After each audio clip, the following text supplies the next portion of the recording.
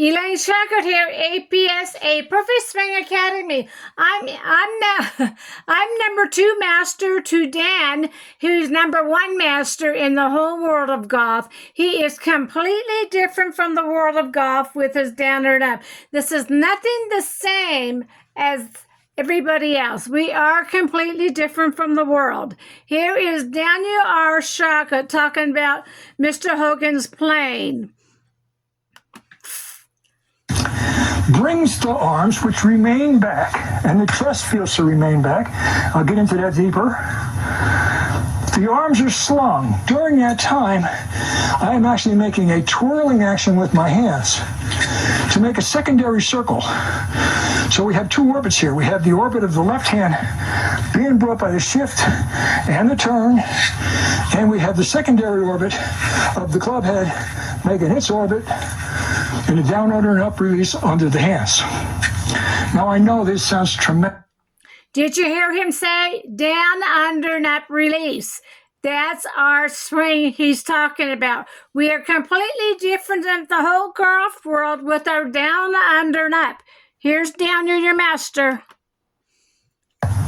And you need to review it and review it and review it. Remember, it took me basically 35 years to figure this out with the help of Michael Austin, who spent over 50 years figuring it out. He got 85 years of combined knowledge, plus things that I learned other places from Hogan and lots of other people.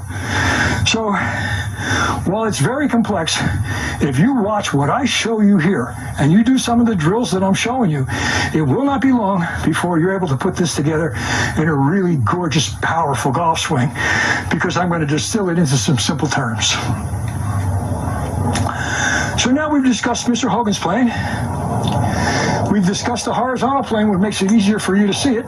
And now I'm going to discuss what my concept, which works magically for me and probably will work magically for you. I call it the rotating plane. We want to see our spine as an axle, but we also want to see it as a lever. And I talked to you a little bit about that in the weight shift. I'm going to talk to you a lot more about that in the pivot, how we use it as a lever and an axle and how we time it for maximum power, maximum efficiency. But I want you to see me as if I had a wagon wheel sitting on my shoulders and my arms were spokes. If I'm standing straight up and the wagon wheel is sitting on my shoulders, well, the wagon wheel turns on a horizontal plane. If I bend as far forward from my hips as I could,